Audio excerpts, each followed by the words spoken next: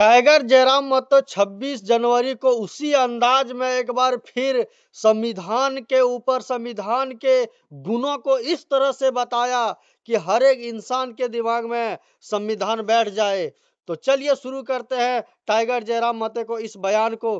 किस तरह से टाइगर जयराम महतो ने 26 जनवरी के दिन खेल मैदान में लाखों की संख्या में टाइगर जयराम महतो के भाषण को सुनने के लिए उमड़े और टाइगर जयराम महतो ने आजादी को लेकर इस तरह से बयान दिए।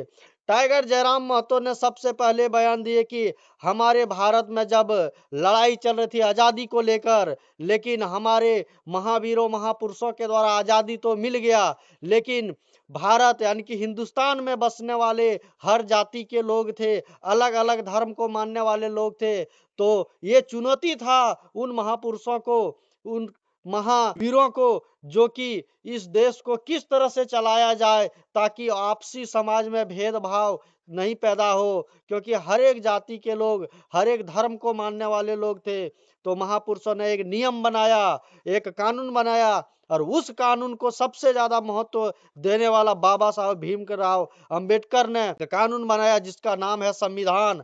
और उसी संविधान के तहत आज पूरा देश एक सुरक्षित तरह से चल रहा, भारत के नागरिकों को एक सामान्य तरीके से कानूनी व्यवस्था मिल रहा है। वहीं टाइगर जयराम महतो ने एक सवाल उठाए कि अगर यह संविधान अगर लागू भारत में नहीं होता तो जिस तरह से पहले राजा का बेटा राजा बनते थे, उसी प्रकार आज भी हमारे हिंदुस्तान में जो बड़े बड़े अभी राजा थे उन्हीं का अभी शासन चलता। झारखंड में, बिहार में, बंगाल में, यूपी में, भारत के हर राज्य में एक छोटे से छोटे व्यक्ति बड़े बड़े पद पर जाके बैठ रहे हैं।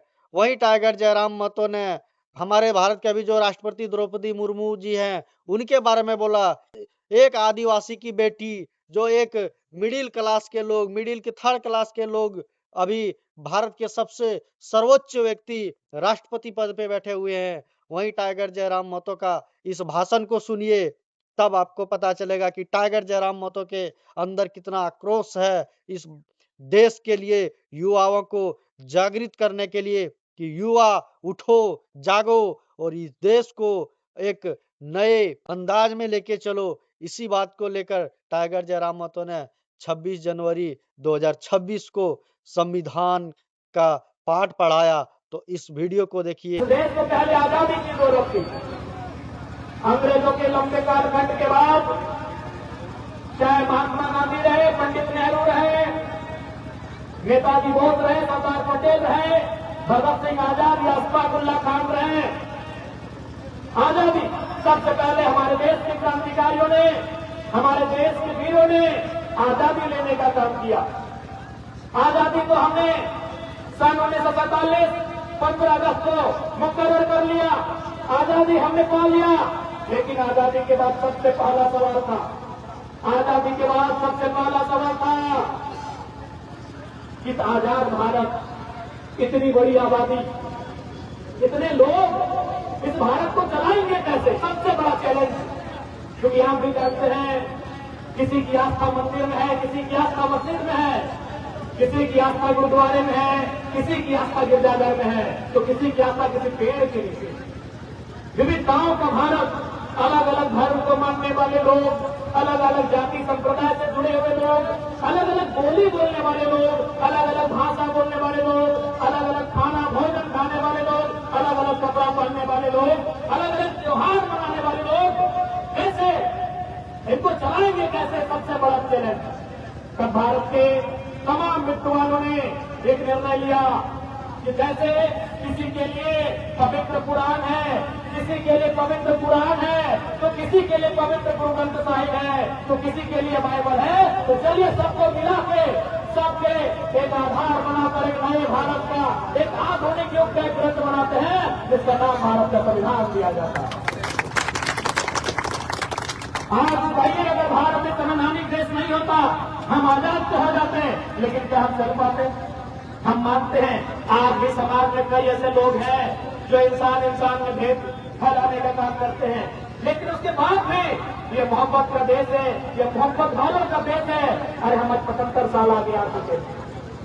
अगर संविधान भारत में नहीं लागू होता अगर भारत में लोकतांत्रिक देश नहीं बनता, ईमानदारी से कहिए, क्या हम 75 घंटे आगे आ पाते? नहीं आगे आ पाते।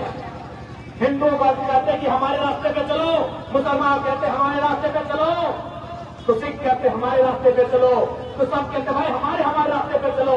ये संविधान है मेरे साथियों, ये संविधान है मेरे देशवासियों, याद रहे 75 साल आगे ला चुका है। इसलिए हमारा भी कर्तव्य बनता है इस संविधान को, इस लोकतंत्र को, इसकी मर्यादा को अक्षुण्ण रखना है और जिंदा रखना है।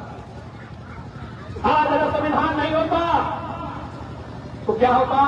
बादशाह के घर में बादशाह होता, राजा के घर में राजा होता, और यही था, यही दुनिया का इतिहास था, यही दुनिया का इतिहास था, यही भारत का इतिहास था कि राजा का बेटा ही राजा होगा, बादशाह का बेटा ही बादशाह होगा।